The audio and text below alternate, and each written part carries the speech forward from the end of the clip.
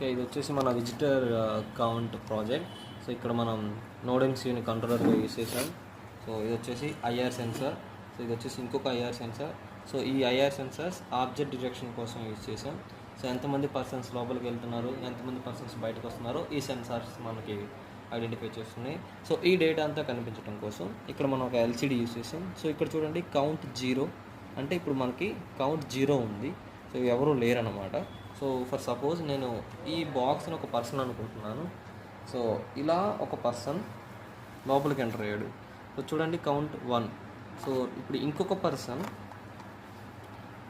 వెళ్తున్నాడు. సో ఇలా ఇంకొక పర్సన్ వెళ్ళాడు.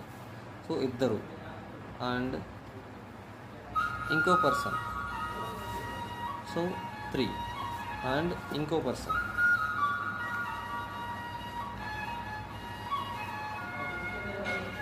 4.